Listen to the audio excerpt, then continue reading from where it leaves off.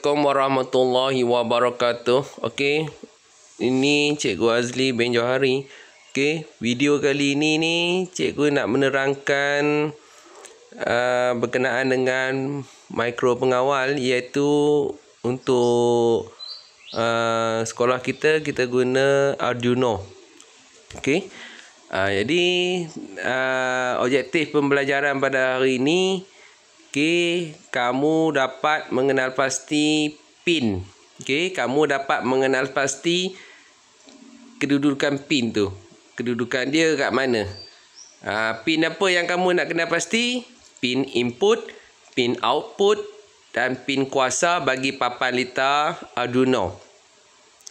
Okey, yang kedua, mengenal pasti pin kuasa pada litar, pin input analog, pin input dan output digital dan pin output analog PWM. Okey, jadi kamu nak mengenal pasti di mana kedudukan dia dan tahu sobat sedikit. Okey. Yang ketiga, mengenal pasti sambungan pada breadboard mini atau sambungan pada breadboard kecil. Okey, dalam video ni cikgu akan bagi contoh breadboard kecil. Okey. Yang keempat, melakar litar sambungan untuk litar satu LED. Okey, untuk PDPR ni cikgu rasa kamu tak boleh nak melakar. Okey, dia agak sukar lah sebab modul pun cikgu tak dapat nak bekalkan. Okey, jadi kamu just tengok saja. Okey, just lihat untuk pengetahuan. Okey, bagaimana kalau nanti ada peluang nak buat lakaran, cara dia yang cikgu akan tunjuk nanti. Okey, untuk kalau kita boleh belajar dekat sekolah, standard prestasi dia kamu boleh dapat TP3, iaitu apabila kamu melakar reka bentuk litar elektronik menggunakan mikro pengawal. Okey, mikro pengawal kita ni Arduino. Okey. Okey, ini dia. Ini adalah binaan papan Arduino Uno. Okey. Ini yang secara gambar. Okey, kita tengok dengan lebih jelas lah. Cikgu ada dekat rumah, cikgu boleh ambil gambar, tapi mungkin tak jelas. Dan kita akan tengok yang real punya. Okey, untuk video yang ketiga, untuk tajuk reka bentuk elektronik ni. Sekarang ni kita tengok dalam bentuk gambar dulu. Okey, yang mana seperti mana yang tadi cikgu sebut, objektif cikgu adalah kamu tahu di mana kedudukan pin-pin bagi kuasa, di mana kedudukan pin-pin bagi input analog, input digital dan output digital, dan di mana kedudukan input digital, output digital, PWM. Itu dia. Kamu boleh nampak tu dia ada pin kuasa. Di mana kedudukan dia? Pin input analog, pin input digital dan pin output digital, serta yang ke atas tu kedudukan pin input digital dan pin output digital serta PWM. Okey, penting untuk kamu tahu kedudukannya. Okey, itu objektif cikgu, kamu tahu. Okey, di mana pin kuasa kamu tahu nak. Okey, bahagian ni dekat dengan power. Di mana pin input analog? Okey, dekat analog ini. Dia ada tulis huruf A0 sampai A5. Begitulah objektif cikgu. Okey, kita akan pergi secara lebih terperinci. Okey, yang pertama, pin kuasa. Okey, pin kuasa. Okey, kalau kita lihat pin kuasa tu, okey, yang selalu kita guna, dia tunjuk itu pin 3.3V. V tu volt lah. Okey, yang anak panah tu menunjukkan ada kotak hitam sebelah kiri tu. Itu sebenarnya tempat kita nak cucuk wire. Kita nak cucuk wire. Ada 3.3V, 5V, GND, VIN. Okey, tengok secara ringkas apa yang dikatakan dengan pin 3.3V ni. Okey, selalunya digunakan untuk sensor ataupun penderia, yang ataupun guna juga pin ni untuk peranti yang guna volt yang rendah. Okey, dia bekalkan pin 3.3V ni, maksudnya dia bekalkan voltan sebanyak 3.3 volt dengan arus 50 mA saja.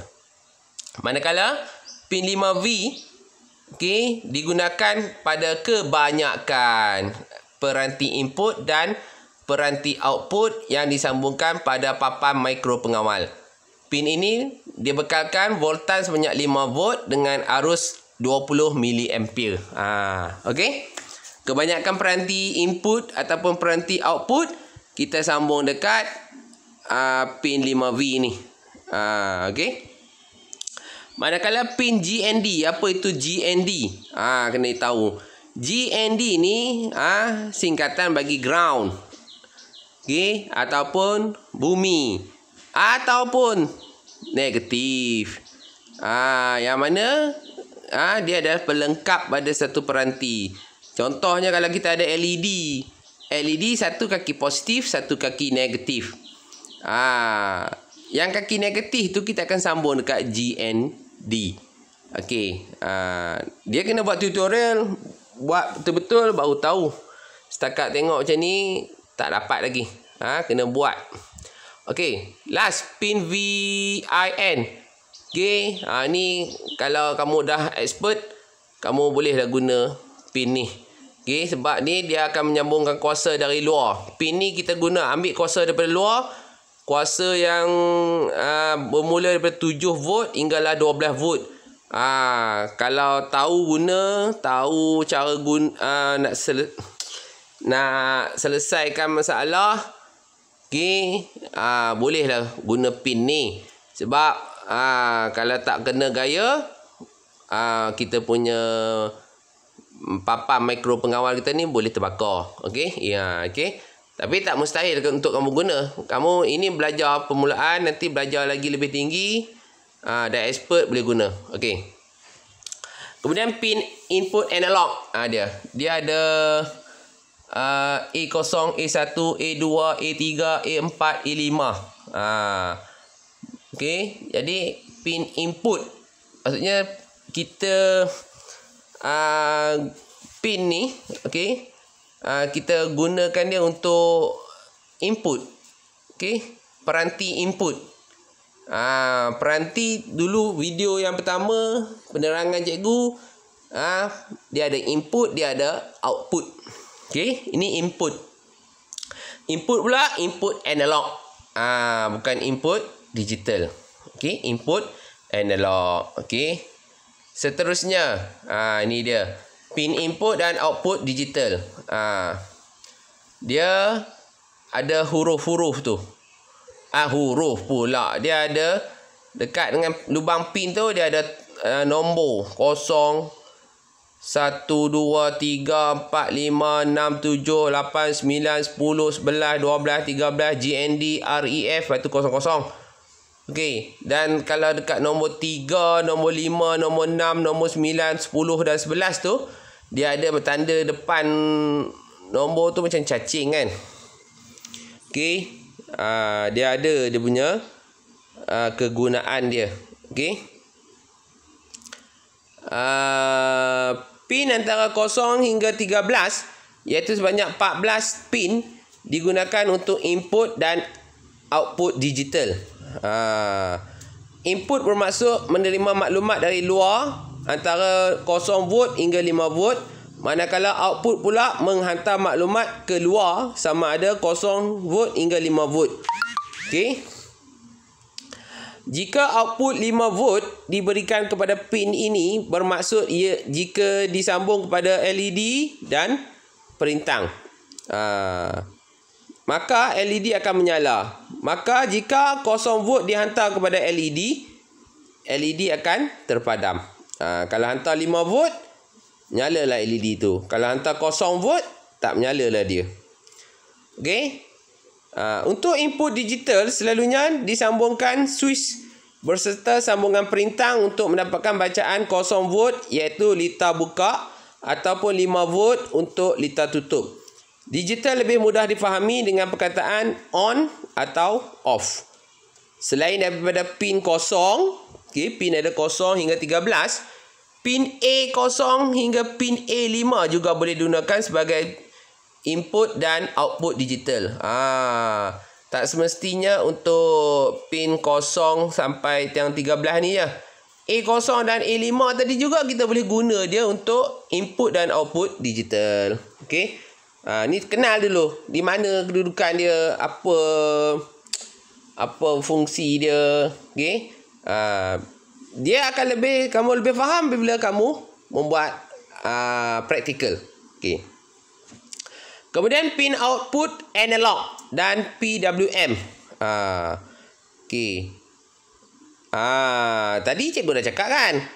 Depan nombor 3, nombor 5, nombor 6, nombor 9, 10 dan 11 dia ada tanda macam cacing kan.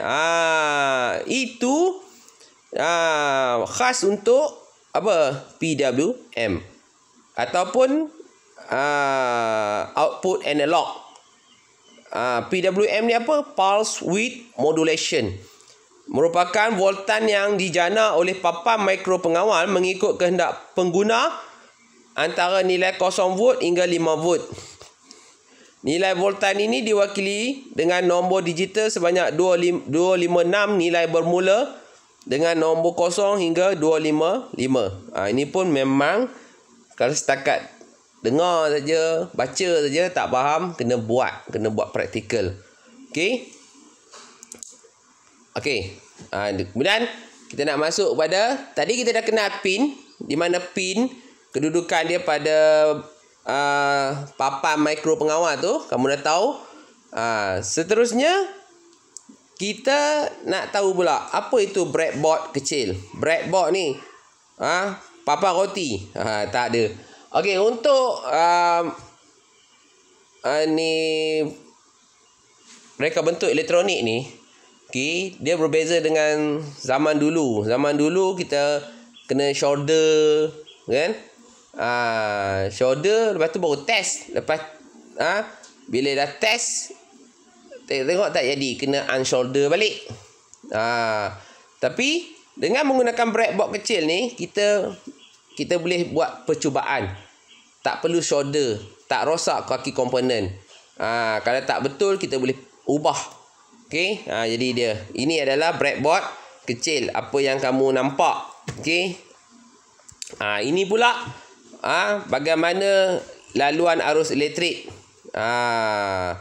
Okey, ini pun memang cikgu hanya boleh tunjuk dulu, tapi kalau ada papan tu depan kamu, ada bendanya LED apa semua bateri, kita boleh belajar guna dia. Okey. Setakat macam ni susahlah sikit nak terang. Okey. Ni dia. Ni sama macam tadi. Okey. Cuba kamu tengok. Kita guna pin, okey, pin 13 dengan GND. Okey. Yang mana pin 13 ni, okey, pin 13 ni kita akan dia merupakan kaki positif atau pin positif lah. Untuk output kita pakai LED. Cuba tengok daripada pin 13 wayar merah keluar. Wayar merah tu mewakili positif. Dia akan masuk, okey. Dia akan masuk kaki positif LED, kemudian keluar.